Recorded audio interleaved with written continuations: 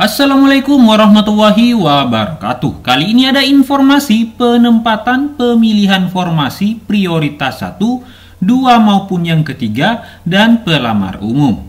Dan bagaimana urutan pemenuhan kebutuhan formasi.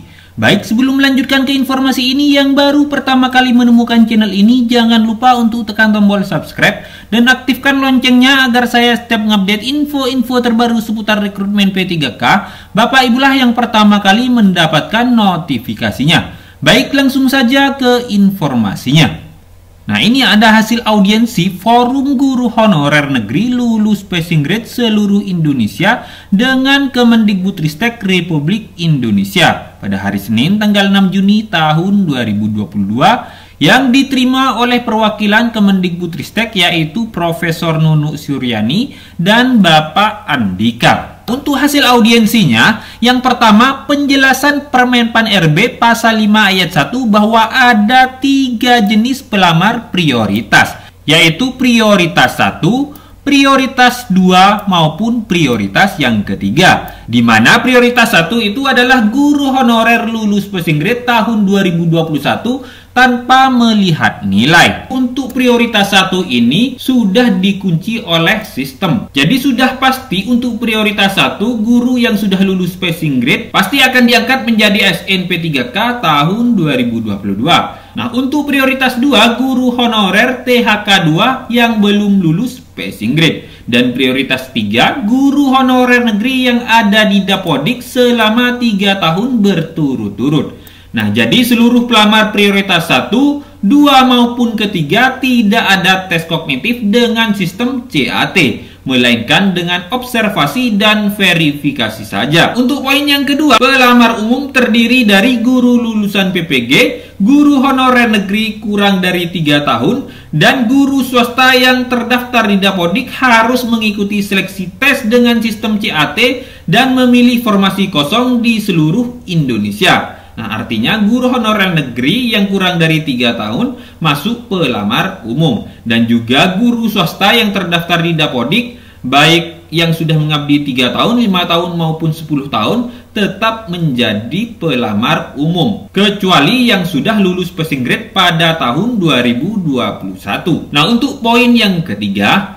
pemenuhan kebutuhan kuota bagi pelamar prioritas 1 yang lulus passing grade berdasarkan urutannya yaitu guru THK 2, setelah itu guru honorer sekolah negeri, setelah itu lulusan PPG, dan setelah itu guru swasta. Nah, ini adalah urutan bagi pelamar prioritas yang pertama. Nah, untuk poin yang keempat, pada seleksi P3K tahun 2022 tidak ada pergeseran guru honorer sekolah induk dengan tidak melihat formasi melainkan berdasarkan kuota kebutuhan. Dan poin yang kelima, jika kuota pelamar prioritas 1 sudah terpenuhi, maka akan diberikan kuota pada prioritas yang kedua dan prioritas yang ketiga. Baru setelah itu pelamar umum secara berurutan. Dan poin yang keenam, mekanisme penempatan dan pemetaan guru pelamar prioritas akan diatur oleh Kemendikbudristek dengan sistem yang telah ditentukan berdasarkan ketersediaan kuota.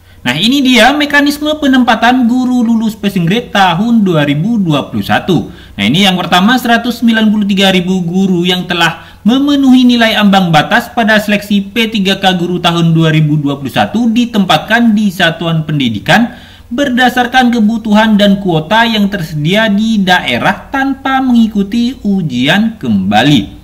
Nah, dan yang kedua, individu ditempatkan di tempat tugas masing-masing sepanjang kebutuhan tersedia. Apabila tidak terdapat kebutuhan di tempat tugasnya, maka akan ditempatkan pada satuan pendidikan yang membutuhkan. Dan selanjutnya, prioritas penempatan dilakukan berdasarkan urutan kategori pelamar. Nah, ini yang sudah dijelaskan dari hasil audiensi. Yang pertama, THK 2 honorer negeri lulusan PPG, dan terakhir honorer swasta. Dan selanjutnya pada masing-masing kategori dilakukan urutan berdasarkan nilai yang diperoleh pada hasil seleksi tahun 2021, yaitu teknis, manajerial, sosiokultural, wawancara, dan usia. Dan ini adalah mekanisme seleksi kesesuaian atau verifikasi bagi pelamar THK 2 dan guru honorer sekolah negeri minimal 3 tahun bekerja dan terdaftar di Dapodik. Yang pertama, seleksi kesesuaian verifikasi dilaksanakan apabila masih tersedia kuota formasi P3K guru setelah penempatan bagi guru yang lulus passing grade. Jadi pada seleksi ini dilakukan dengan menilai kesesuaian 4 dimensi, yaitu kualifikasi akademik dan atau sertifikat pendidik, dan yang kedua kompetensi teknis, yang ketiga kinerja, dan yang keempat pemeriksaan latar belakang. Nah, ini adalah mekanisme seleksi tes bagi pelamar umum. Jadi seleksi tes dilaksanakan apabila masih tersedia kuota formasi P3K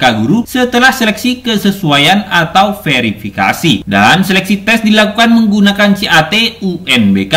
Nah, itulah informasi kali ini. Semoga Bapak Ibu segera diangkat menjadi ASN P3K tahun ini. Semangat terus. Wassalamualaikum warahmatullahi wabarakatuh.